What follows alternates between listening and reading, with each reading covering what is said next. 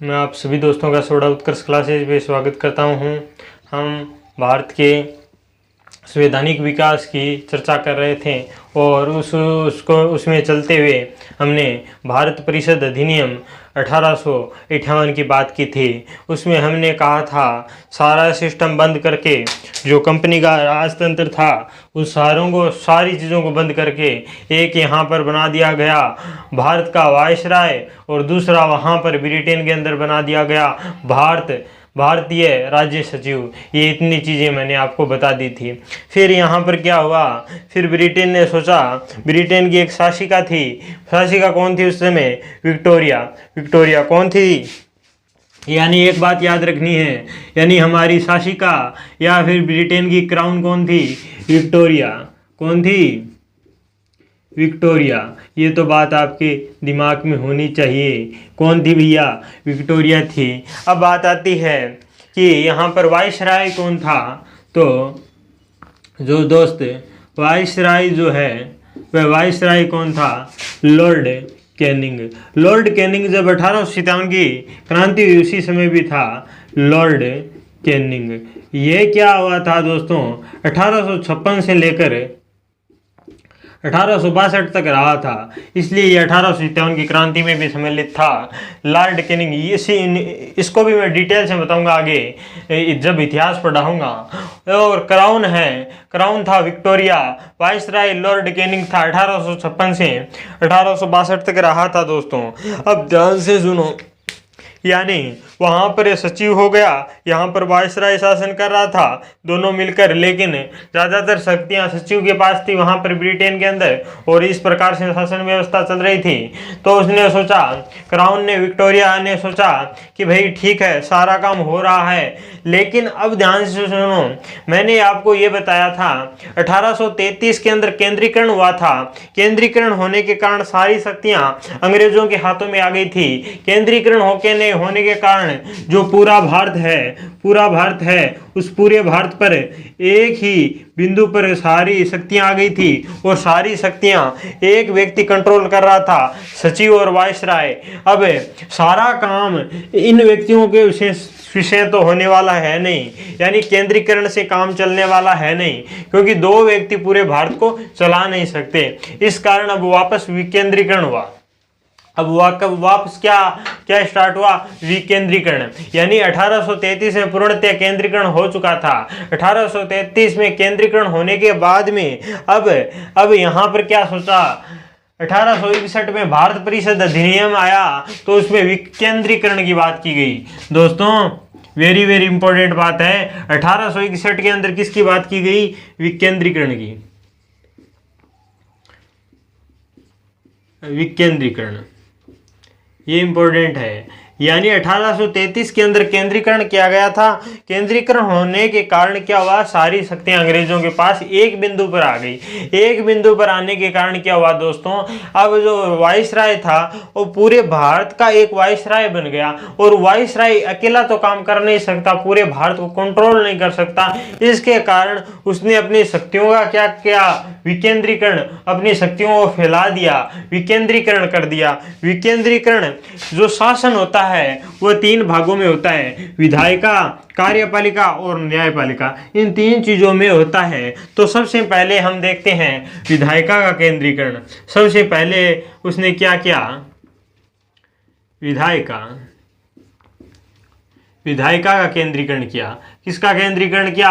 विधायिका का केंद्रीकरण किया। अब विधायिका का केंद्रीकरण किसने क्यों किया? जैसे पहली सारी भारत की शक्तियां किसके पास थी? जो वायसराय था, वायसराय के पास थी। लेकिन अब क्या कर दिया गया, जो मद्रास और बॉम्बे प्रेसिडेंसी थी उसने विधायी शक्ति पुनः देकर विकेंद्रीकरण प्रक्रिया शुरू कर दी। यानी मद्रास व बॉम्बे को बॉम्बे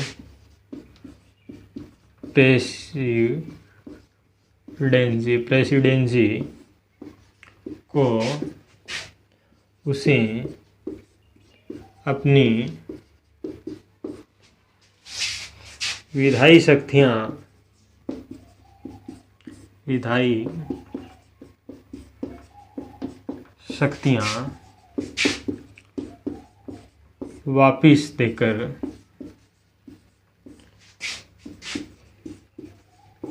विकेंद्रीकरण शुरू किया। यानी पहले बंगाल के अंदर बैठा था भारत का वायसराय, पूरे भारत को संभाल रहा था, लेकिन उसके बस की बात नहीं थी। तो विकेंद्रीकरण की प्रक्रिया स्टार्ट हुई। विकेंद्रीकरण में सबसे पहले विधायिका का हम पढ़ते हैं विकेंद्रीकरण। तो जो मद्रास और बॉम्बे प्रेसिडेंसी थी उसको उसने अपनी अपनी विधायी शक्तियां वापस दे दी कि अब तुम मद्रास वालों को कह दिया तुम अपनी विधायी शक्तियों के ऊपर काम करो, बॉम्बे वालों को कह दिया तुम अपनी बॉम्बे की उस पर काम करो। तो उसने क्या किया, विधायी शक्तियों को बांट दिया। विधायी शक्तियों को बांटते हुए उसने 3 क्या कर दी, प्रांतीय विधान परिषद बना दी, शुरू कर दिया। ठीक है, और उसने क्या किया, 3 प्रांतीय परिषद बना दी, 3 प्रांतीय विधान परिषद का निर्माण कर दिया। 3 विधान परिषद बना दी गई। पहली विधान परिषद दोस्तों बंगाल में बनी थी 1862 के अंदर। दूसरी बनी थी उत्तर पश्चिमी प्रांत 1886 में।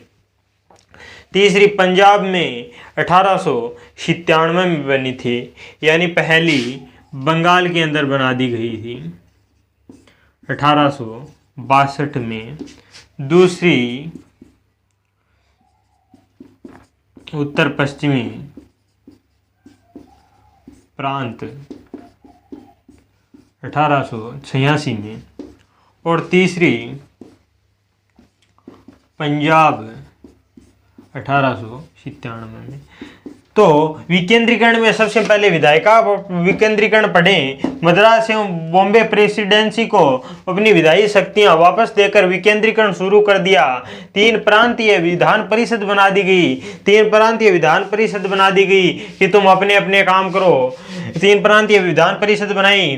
बंगाल विधान परिषद बनाई गई 1862 में। उत्तर पश्चिमी प्रांत विधान परिषद बनाई गई 1886 में, और पंजाब विधान परिषद बनी 1897 के अंदर। ये था दोस्तों विधायिका का विकेंद्रीकरण। फिर पढ़ेंगे न्यायपालिका का विकेंद्रीकरण, फिर पढ़ेंगे कार्यपालिका का विकेंद्रीकरण, और भारत परिषद अधिनियम में सबसे इंपॉर्टेंट विकेंद्रीकरण है 1861। एक बार इसे नोट करो, फिर आगे मैं बताता हूँ।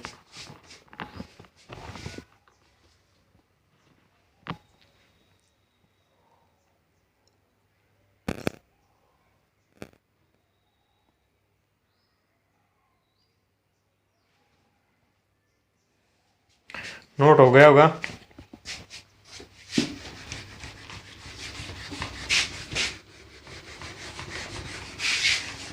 अब देखो दोस्तों, न्यायपालिका का विकेंद्रीकरण कर दिया। यानी अब न्यायपालिका का भी पूरे भारत पर राज होने के पहले विकेंद्रीकरण तो बनता ही है, आज भी है।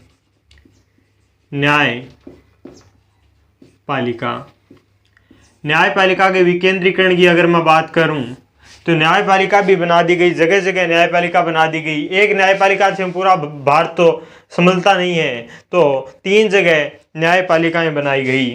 यानी 3 जगह बनाई गई। एक बनाई गई मद्रास के अंदर न्यायपालिका, दूसरी बनाई गई बॉम्बे के अंदर न्यायपालिका, और तीसरी बनाई गई दोस्तों कलकत्ता न्यायपालिका। मद्रास, बॉम्बे और कलकत्ता, ये दोस्तों 3 न्यायपालिकाएं बना दी गई। कब बनाई गई? 1862 में। याद रख लेना, 1862 के अंदर मद्रास, बॉम्बे, कलकत्ता, इन 3 न्यायपालिकाओं का निर्माण कर दिया गया। ये सोचा गया कि भाई अब एक न्यायपालिका से काम नहीं होगा, तो जगह जगह न्यायपालिका बना दी गई। 3 न्यायपालिका बनी 1862 में, तो ये न्यायपालिका का विकेंद्रीकरण कर दिया गया। इसको एक बार नोट करो, फिर मैं पढ़ाऊंगा। कार्यपालिका का भी विकेंद्रीकरण करा दिया गया, और पोर्टफोलियो सिस्टम भी इसी के तहत आया था। वे भी डिटेल से पढ़ेंगे।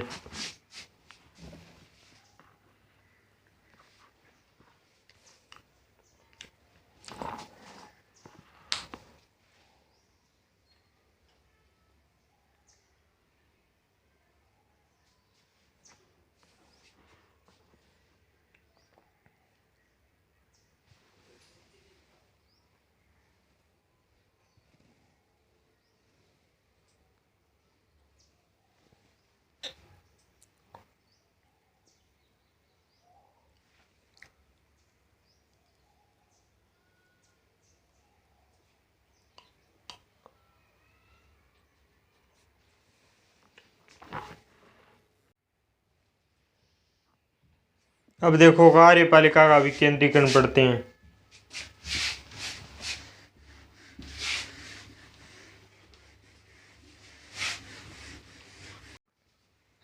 देखो कार्यपालिका का विकेंद्रीकरण, ये इंपॉर्टेंट है भैया, इसमें बहुत सारी चीजें लाई गई। कार्यपालिका, जब दोस्तों कार्यपालिका का विकेंद्रीकरण हुआ था ना, तो जो लॉर्ड कैनिंग था दोस्तों, लॉर्ड कैनिंग ने दिमाग एक अलग ही तरीके से चला था। लॉर्ड कैनिंग ने 1859 के अंदर एक चीज़ की शुरुआत करी थी, और उसको जब ये आया था भारत परिषद अधिनियम 1861 आया था, उस समय लॉर्ड कैनिंग ने उसको लागू कर दी थी। उसका जनक लॉर्ड कैनिंग था। वह चीज थी पोर्टफोलियो प्रणाली। दोस्तों क्या थी वह?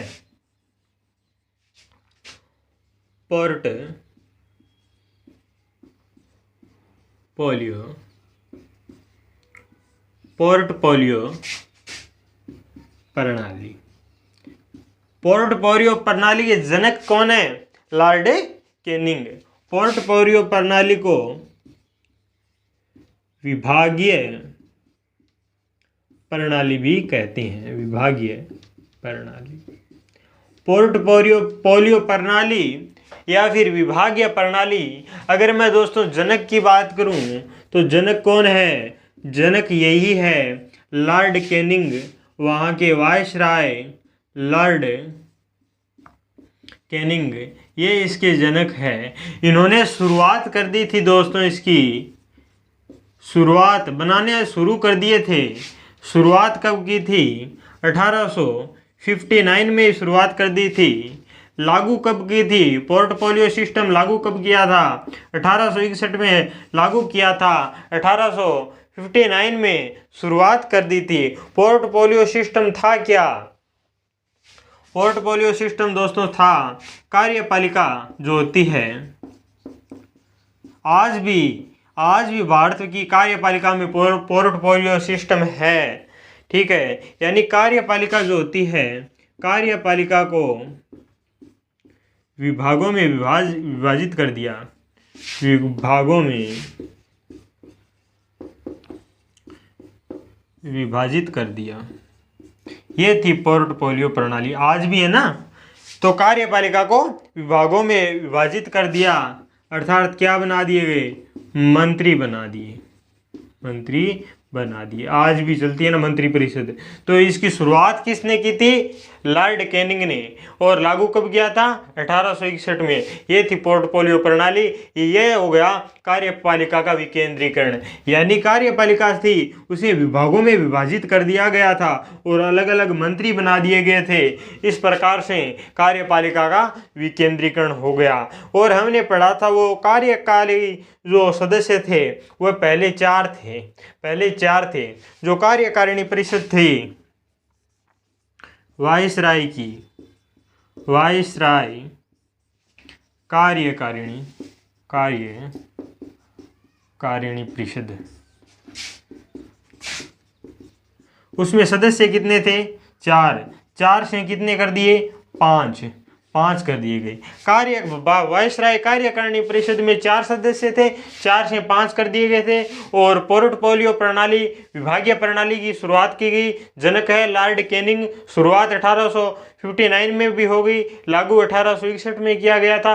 वेरी वेरी इंपॉर्टेंट चीज है पोर्टफोलियो सिस्टम। तो ये इस प्रकार से क्या किया गया? कार्यपालिका का विकेंद्रीकरण हो गया। ये आपके समझ में आ गया होगा, इस चीज को नोट कर लो।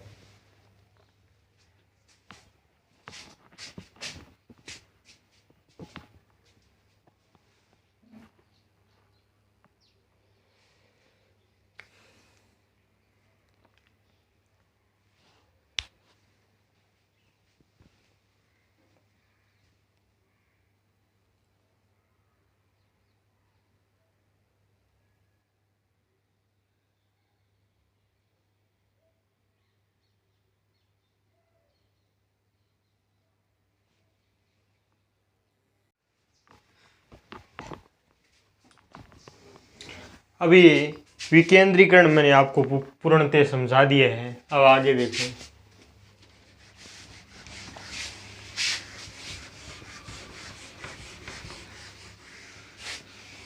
आगे जो कैनिंग था वह क्या था? वाइसराय था। अब देखो, मैंने पीछे पढ़ाया था जो विधान परिषद पढ़ाई थी कि एक विधान परिषद बना दी गई। क्या थी? विधान परिषद। वाइसराय की विधान परिषद, वाइसराय की विधान परिषद जो थी, इस विधान परिषद में यह सिस्टम कर दिया गया था कि आप कम से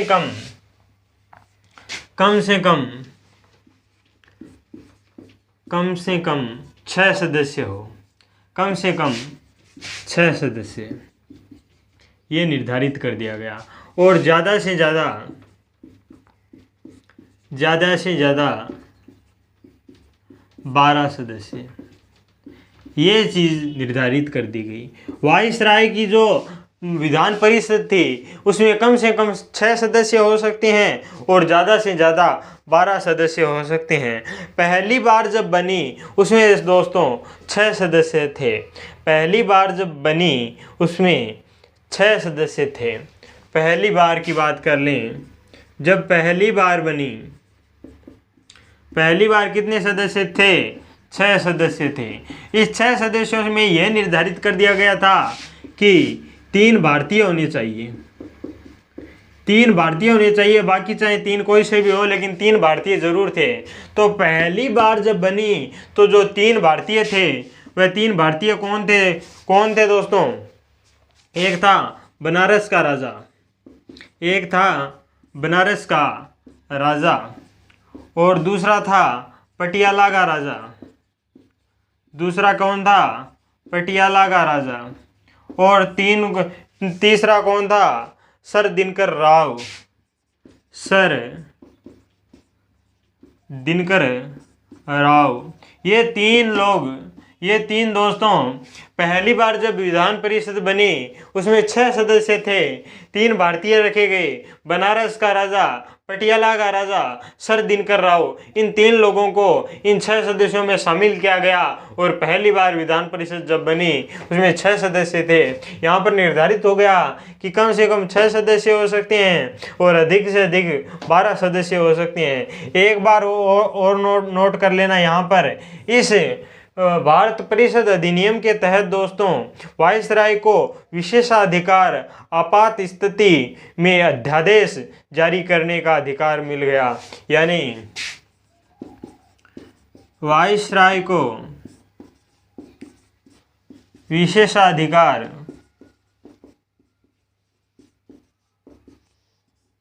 व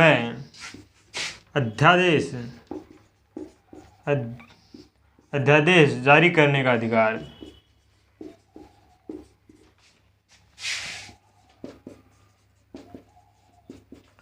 ये नोट कर लेना, ये इतनी चीज़ें और नोट कर लेना। यानी मैंने क्या कहा, जो विधान परिषद बनी थी उसमें निर्धारित कर दिया गया था कि कम से कम 6 सदस्य हो सकते हैं, ज़्यादा से ज़्यादा 12 सदस्य हो सकते हैं। पहली बार जब बनी तो 6 सदस्य थे, 6 में से 3 भारतीय ही होने चाहिए, ये निर्धारित कर दिया गया था। तो जब बनी तो पहली बार बनारस का राजा लिया गया, पटियाला का राजा लिया गया, सर दिनकर राव, इन 3 लोगों को इस विधान परिषद में शामिल किया गया और वाइसराय को विशेषाधिकार प्रदान कर दिए गए। आपातकाल कोई स्थिति हो जाए दोस्तों उसमें अध्यादेश जारी करने का अधिकार भारत परिषद अधिनियम 1861 के अनुसार दिए गए थे। ये था दोस्तों हमारा 1861 का भारत शासन अधिनियम, जो मैंने आपको डिटेल से बताया। इसके बाद में आया था 1892 में भारत शासन अधिनियम, वो एक और पढ़ लेते हैं, उसके बाद में क्लास खत्म। एक बार इसको नोट करो, फिर मैं आपको बताऊंगा 1892 का भारत शासन अधिनियम।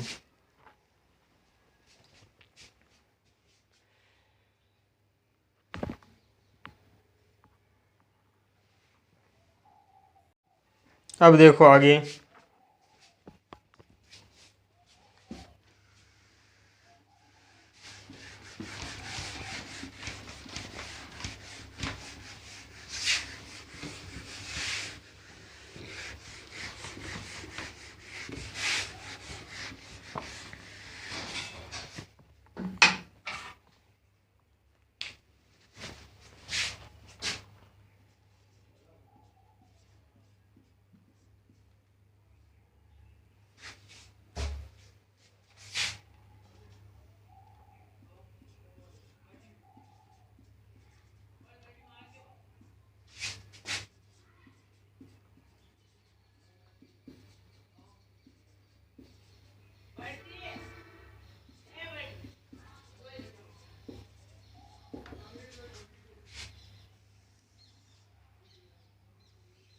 अब देखो दोस्तों, भारत परिषद अधिनियम 1892, एक बात का आपको पता होगा कि 1885 के अंदर कांग्रेस की स्थापना की गई थी।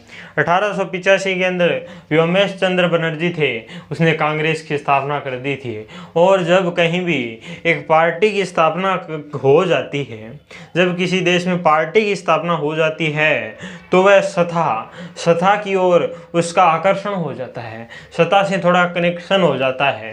तो कांग्रेस ने 1885 के अंदर जब कांग्रेस की स्थापना हो गई थी, तो कांग्रेस ने क्या किया, शासन के अंदर अपनी भागीदारी लेने के लिए मांग करने स्टार्ट कर दी कि भाई शासन के अंदर हमको भी भागीदार बनाओ, हम भारतीय हैं और हमको भी शासन के अंदर भागीदार बनाओ।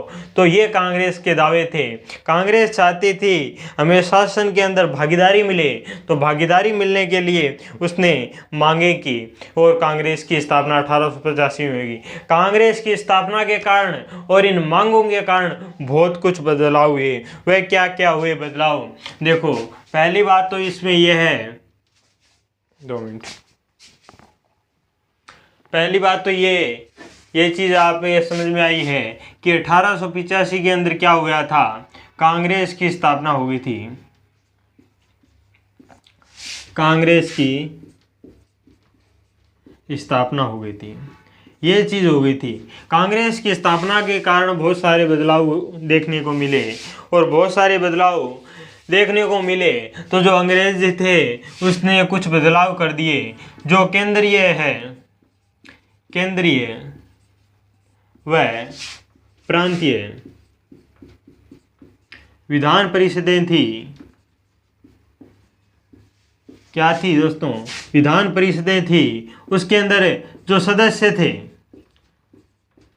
सदस्यों की संख्या बढ़ा दी गई थी। सदस्यों की संख्या बढ़ा दी गई थी, भारतीयों को भी मिला दिया गया था, संख्या बढ़ा दी। कांग्रेस की स्थापना होने के कारण क्या बदलाव हुए, केंद्रीय और प्रांतीय विधान परिषद में सदस्यों की संख्या बढ़ा दी गई थी, और उन सदस्यों के अंदर भारतीयों को सम्मिलित कर लिया गया था। उन सदस्यों के अंदर भारतीयों को सम्मिलित कर दिया गया था। और क्या क्या बदलाव हुए, देखो इसमें भारतीय क्या कर सकते थे, विधान परिषद के अंदर कुछ बदलाव हुए। वार्षिक जो बजट आता था, वार्षिक जो बजट आता था, वार्षिक बजट में बहस कर सकते थे भारतीय, बहस करने का अधिकार मिल गया। यानी भारतीयों को कांग्रेस की स्थापना के कारण वार्षिक जो बजट था, वार्षिक बजट के अंदर बहस करने का अधिकार मिल गया कि आप वार्षिक बजट में बहस कर सकते हो, और आप सरकार से डायरेक्ट प्रश्न भी पूछ सकते हो। सरकार से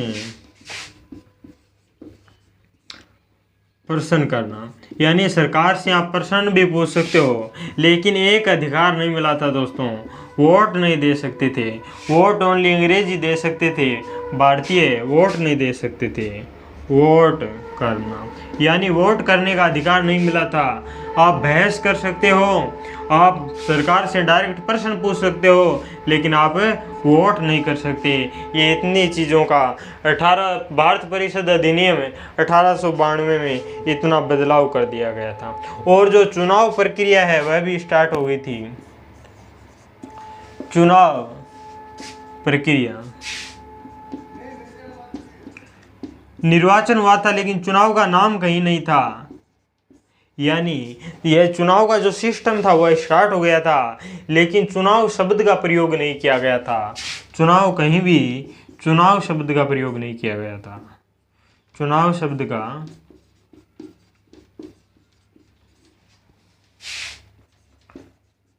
प्रयोग नहीं किया गया था।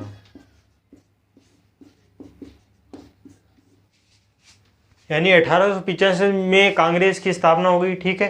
कांग्रेस की स्थापना करने के कारण केंद्रीय एवं प्रांतीय विधान परिषद में सदस्यों की संख्या बढ़ा दी कि भाई तुम भी आ जाओ, तो वो उसमें भारतीयों को सम्मिलित कर लिया गया था।